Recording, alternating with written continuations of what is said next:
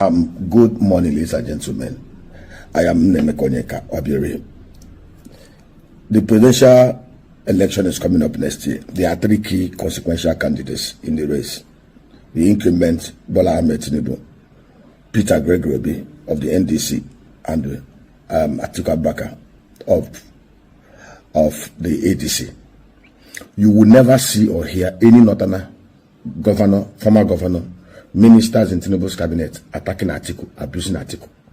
But in the southeast, you will see former governors, you will see ministers. Every opportunity, they want to ridicule P2P, they want to abuse him, they want to attack him. Most especially Dave Umahi.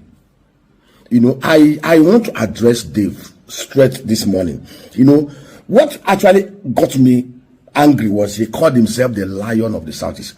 Upon what basis and indicators, upon what yardstick did Dave, a kitten thinking that he's a lion of the southeast, a lizard thinking himself a crocodile? Let's interrogate matters. You know, it's high time we call these guys to order. Dave was always bragging, oh, I became a billionaire at 25. Hey, Dave, can we interrogate even your billionaire status and how you became a billionaire at 25? If you ask me how Aliko Dangote to become a billionaire, I will tell you. If you ask me how Chinedu Cheru of Hotspot became a billionaire, I will tell you. You don't become a billionaire overnight. There are track records of how somebody grew from the scratch. If you ask me how Coach Charlie became a billionaire, we can track it. What kind of nonsense is this? Always talking loquaciously. This is a man who's called himself professor of works, professor of road building. You embarked on a 700-kilometer coastal road project, whatever 11 billion, without any environmental impact assessment test. At the end of the day, see Lagos everywhere being flooded. The report conducted after you started that nonsense project today now is very clear that the flood had been exacerbated because of that nonsense. You are governor for it. Can we interrogate your records as a governor? You built 20 flyovers. You built the 50 billion you wasted in doing that Pentest sepulchre you call airport. If that money was properly applied in agriculture, we'll be generating not less than 300 billion annually for Ndi-Igbo, and we'll have taken more than 1 million people out of poverty. What is your record? I said, let us even interrogate the HGI. You know, that is why it pains me when I see any Nigerian clapping for some of these governors and former governors. Why they, let me tell you the truth, why most of them, 99.99% do most of these road projects, flyovers to nowhere. Is because they usually overinflate the contract sum by 300, 500%, and then the contractors will help them to bring down the money. That is the easiest route to loot. Do projects that have catalytic effect in productivity. They won't do it. Projects that will enhance health, that will enhance access to education, that will enhance and reduce poverty in the land. They will not embark upon it. Look at the Ebonyi State. Today, literacy level in the Ebonyi State is 65-68%. Average literacy rate in the south is 90%. Ebonyi is way below the southeast. Ebonyi has one of the biggest landmass after Enugu in the whole of the southeast. Ebonyi is so blessed with rich agrarian land and the solid mineral resources that a thinking and creative governor will have created, Ebonyi will have been a basin of wealth. Look at maternal mortality rate in Ebonyi State.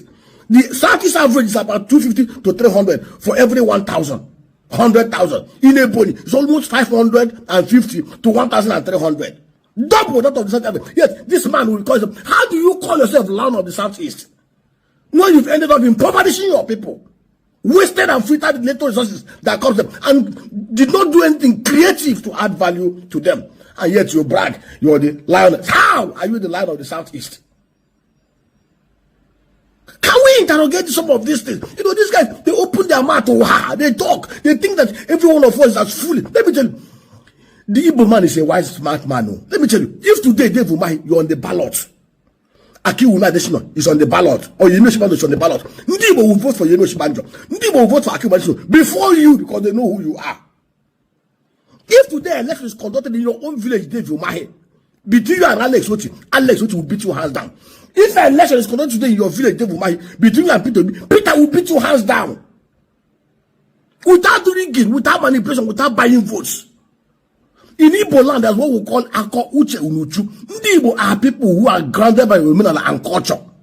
That is why most of you are trying to dilute the value system of Ndi-Igbo, because in Igbo land, when the white man came into Igbo, they didn't see prison, they didn't see any harness.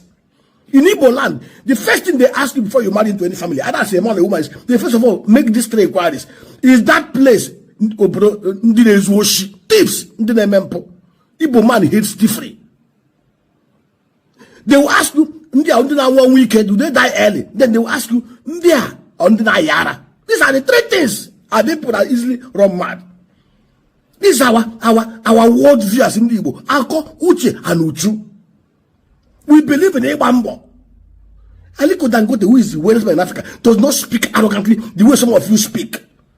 You impoverish your people, you misappropriate their resources, and then you put in your stooges, and then you go to the national level, and every little thing, you are attacking your own people. You are abusing your own people. Have you seen any governor or minister in Tinubu's cabinet from the north abusing Atiku? Every time, every small thing, you open your mouth. Who are you? In a claim that you're lion of which people? Do you see the way whatever they stand back? Do you see the way whatever Michael Obara? You think the love Ndi-Igbo has for Uchuku and Peter Obi and Michael Obara and they stand back is just because they are wealthy? No, they weren't wealthy. They respect their honor because they believe their worldview, their lifestyle carries with the worldview and the culture of Ndi-Igbo. If you want Ndi-Igbo to love you, go and do what this Mbakwe did. Go and do what Michael Obama did. Tell her your life alongside what Peter B is doing. Ndi-Igbo will love you. You don't force us to love you. Ndi-Igbo.